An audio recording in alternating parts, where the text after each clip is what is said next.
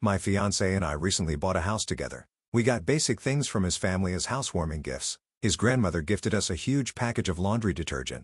Now here's where the problem starts. I am and I used to be highly allergic against most laundry detergents. I am not talking about some uncomfortable itchiness or whatever, but vomiting, diarrhea, losing my eyesight temporarily, and at the end, my consciousness. I have been hospitalized for this multiple times. Right now, we are using two brands that I am not allergic against. He keeps complaining that they don't smell that good, which might be true. They aren't really fragrant, and I know he used to drown his clothes in fabric softener to make them smell nice. I offered to slowly start trying new laundry detergents because he keeps complaining, and those two aren't easily accessible in his home country, but definitely not in the foreseeable future as I am 8 months pregnant and very afraid of the possible consequences. Also, we still have more than enough of the safe ones. Anyways, he agreed and I thought the topic was done, but then his brother gifted us baby clothes. My fiance kept commenting how good they smelled and how badly he wants our clothes to smell like this. I sorted through them and after I was around halfway done, I noticed that I felt kind of off. My hands felt weird and my body felt wrong. After that, I washed every body part that touched those clothes and refused to touch them without gloves. My fiance bought them for me, so he definitely knows that I am still allergic against some detergents. Well, he still decided to use the gifted laundry detergent on our towels. I didn't notice until I started folding them and putting them away. My hands started to get hot and kind of numb and itchy. At first, I was afraid that I am now allergic against one of the safe ones until I noticed that the gifted one was opened and kind of shoved into a corner. Our other two are also opened and readily available. I just don't get it. I texted him and asked if he used the gifted laundry detergent for anything.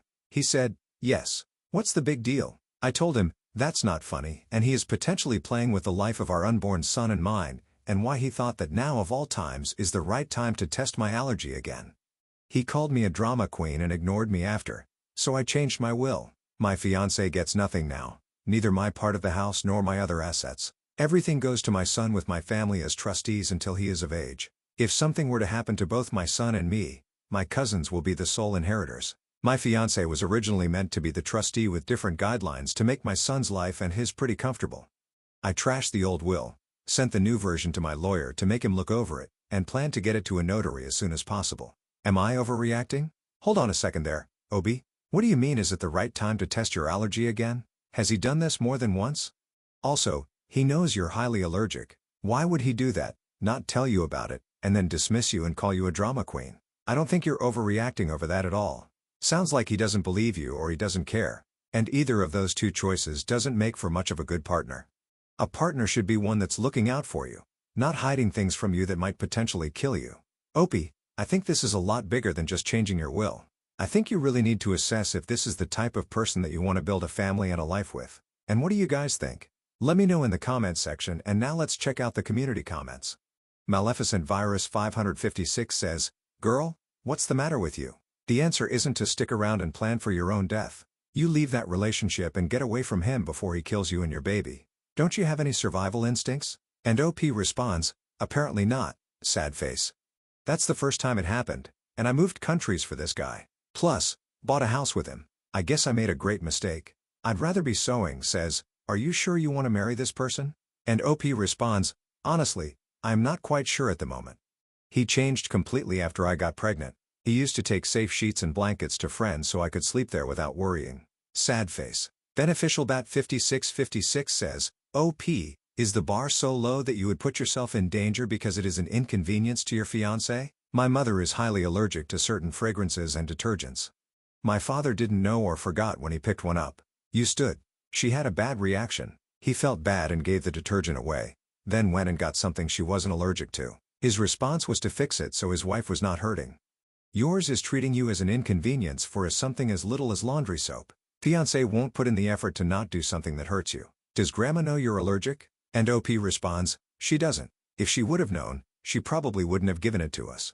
She gave us lots of cleaning stuff in general, so laundry detergent fits right in." His mother knows though, but I don't think she knows exactly what I'm not allergic against and figured her son would handle it if it's something harmful to me. And Go Mallistic says, "Wait, what? Help me understand your thinking here. Your fiancé is purposely triggering your allergic reactions while you were pregnant. You asked him about it and he called you dramatic and is now ignoring you.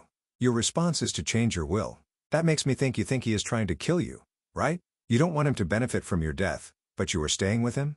If you feel your health and the health of your child are at risk, is there somewhere else you can stay? Can you talk to your doctor? Have your doctor talked to your fiancé? Do you even trust him with your health and safety? If not, I don't see this leading to a happy ending, will or no will. It seems like there are a lot of missing steps between what happened and your response. And OP responds, I am not thinking he is trying to kill me. I had set up my will before childbirth as we aren't married and won't be before our son is born. I am afraid of me dying during childbirth, and I wanted to make sure that both of them would have a comfortable life. I just can't trust him to take care of that amount of assets if he so easily disregards my or our health. I still made sure my son will get taken care of and they can keep living in this house, but he won't be able to decide that asset X is to be sold so they can move wherever. He would have to involve my family because he has shown me that he doesn't have the best interest for our son at heart, if that makes any sense and isn't just my pregnant interpretation of the things that occurred. Well, the community is questioning the whole relationship and if OP should stay or not, and OP was able to clarify her mindset as to why she changed to will. So now let's move on to the first of 2 updates to see what happened next. Hey! It's been a while and I wanted to give you all an update. Honestly, a lot has happened. I had a rather uneventful conversation with him after he returned home. He justified his usage of the laundry detergent with the presence of cleaning towels in between the normal towels. I asked him how that matters. Well, apparently, it's because I wasn't going to dry myself with those. I wasn't satisfied with that answer and asked about the normal towels as there were only 2 for cleaning and over 10 normal ones and how the smell of cleaning towels is even relevant because like he said, they are for cleaning. He didn't answer and started ignoring me. That was answer enough for me though. I knew it was BS, but I don't know. I kind of hoped for a better excuse. I was kind of withdrawn from him at this point and decided to watch his behavior towards me to figure out what was going on. I thought that I might get an answer somehow. Somewhere, because he was my best friend and I just didn't want to believe that I mattered that little to him. The next incident happened soon after though. I was carrying back a rather heavy drawer. I had to deep clean it. Mealworms escaped the enclosure, and I am using them as food for my spider. As the drawer was so heavy, I struggled a lot, but he was busy working on some shelf. I asked him if he could help me, but he didn't react, so I asked him where I should put the drawer as he was sitting in front of the shelf thingy where it belongs. He told me to just put it on the floor, so I did. What I didn't see in time though was my German vacuum cleaner. I put the drawer on the vacuum tube. Nothing broke. And even if it's mine, he wasn't using it at the moment or anything. It was just laying on the middle of the room. He lost his crap. He asked me if I can't even use my one brain cell and other stuff, implying I am dumb. That hurt more than I would like to admit. I started silently crying and went to the living room. He followed me quite some time later, got upset with me because I was still sad and said it was just a joke. I told him I didn't find it funny and it hurt me. If he could just apologize, please. Spoiler, he did not. Just said it was a joke and we haven't had an argument before. So he didn't say it out of spite but in a joking manner? I wish I could say it stopped there. But I fell and had mild cramps plus a bloody knee. I called him on the phone because I don't have any friends in this country yet and he was the only one available. Plus, I knew his boss would let him go as he is a very kind man and he was supposed to end his workday 30 minutes from then anyway. That's what he had told me at least. I called him. He didn't pick up. I texted him. He didn't read my messages. He came home an hour late from work. He wasn't at work. He was visiting a friend whom he gave the laundry detergent to. He helped me, but even a stranger would have been kinder and told me to just lay down as I am too dumb to walk, endangering our son's life. I just wanted to take a nap and laid down on the couch as it was closer than the bedroom. Then he started to vacuum the house. I did it yesterday plus mopped to the floor so there wasn't a lot, but he spent 40 plus minutes vacuuming right next to me, walking in circles, cleaning the same spots over and over, mumbling how I didn't clean today and how I am such a messy person. Yes, I do like to leave my shirt occasionally on a chair, but I've cleaned every day since I've been on maternity leave and before that too. I would be comfortable with visitors at any given hour. After he finished vacuuming, he asked me about some mop parts his grandmother put in our house weeks ago, asking me what I am doing with them. I still don't understand what he meant by that. I told him his grandmother put them next to the vacuum cleaner. So much to I never clean and can't do anything right. If he would have ever decided to vacuum in the last weeks, he would have noticed them. But he decided to vacuum while I was doing badly and just needed a nap. He just doesn't like me anymore. I am heartbroken to say that, but he truly doesn't. At least our cat and dog have picked up on that. Our cat keeps his distance from him now, doesn't want to be pet and bites and scratches him when he tries to cuddle with him.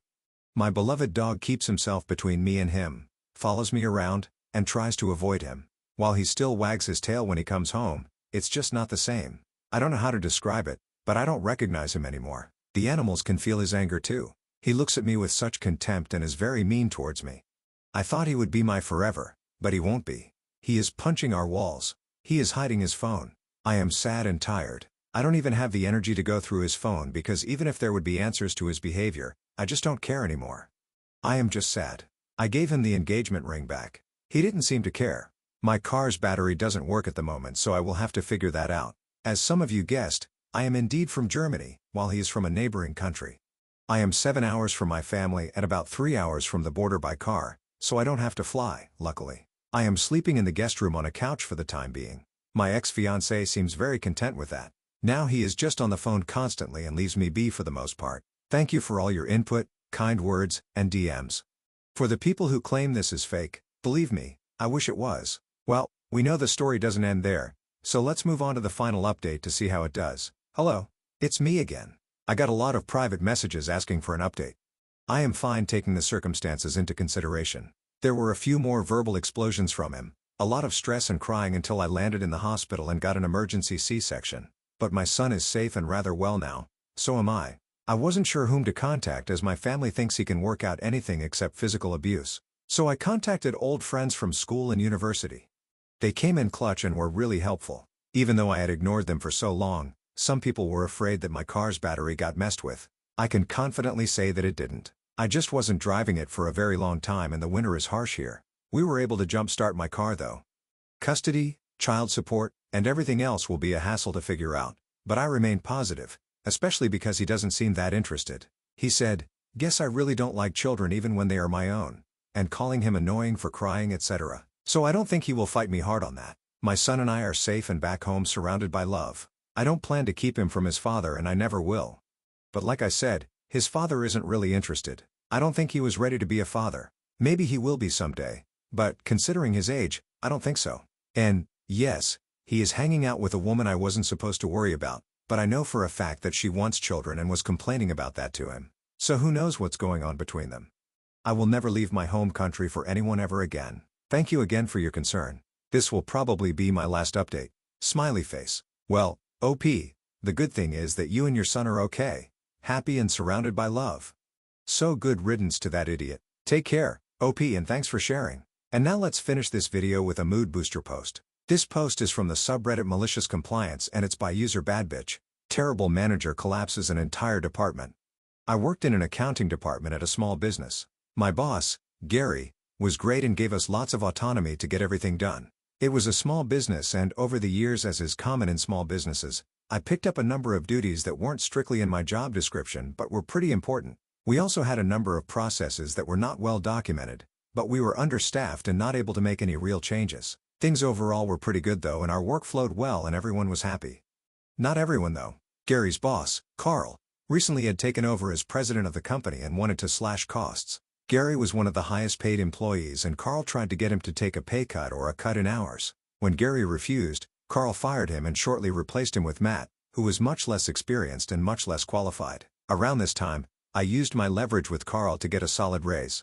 I knew Carl would be looking to replace me soon like he did Gary, but I was too essential to lose without Gary there either. I figured I had about 6 months, which lined up with about when I was planning to move out of state anyway. So knowing that when I did leave, my co-workers would be stuck picking up the slack of my job, particularly all the ancillary stuff I had picked up that was not documented at all, I started writing a detailed manual for my own job when I had time here and there. I didn't really care for Matt or Carl, but I figured it would save my co-workers a lot of stress. Matt was a poor accountant and a worse manager. He was an awful micromanager with no concept of the bigger picture. Pretty quickly, he noticed that I was spending time doing all of these other duties, not in my job description. He told me I was only to work on projects he assigned me directly. I tried to point out all the things that would not get done if I didn't do that. He was having none of it and told me not to worry about it as it wasn't my job. Sure thing, boss. I stopped doing anything except what he told me to do and the department started falling apart. Customer emails went unanswered. Software stopped working with no one to support it. Files weren't organized, etc. I normally take care of these and 100 other things, but Matt was pretty clear on not to do any of it. I also stopped working on my manual. After a few weeks of this, but sooner than I expected, I was laid off by Carl and Matt for budgetary reasons. Of course, they listed my job on Indeed that same day for a laughably low salary. I was giving no warning, just sat down for a meeting with the two and walked out the door. Matt didn't allow me to take anything from my desk, access my computer, or say my goodbyes to my coworker. He was also very clear I was not to retain any company documents or information. Sure thing, boss. So I left and I heard from coworkers still there that over the next few weeks, things took an even worse nosedive. They weren't able to fill my job and nobody could cover most of my actual job duties or any of my ancillary duties. By this point, vendors weren't being paid and payroll wasn't going out on time. And then I got the call. Matt found the file I had left in my conspicuous spot on the network drive, _ job manual and processes.zip. It was encrypted. What's in it? Oh, just a draft of all my job duties and everything I was responsible for that I worked on during downtime. Why was it encrypted? Well, it had a bunch of confidential data and passwords in it, boss. What's the password? Sorry, boss. I don't know. I didn't retain it after leaving, but it's in my files. In reality, since it wasn't finished, the manual wasn't going to be some panacea for all the company's problems, but I had padded it with a lot of images. So I imagine the file size was pretty attractive and the password was indeed in my files. If Matt cared to look, he'd find an unlabeled sticky note with a nondescript string of letters and numbers in a random folder in one of my 24 filing cabinets.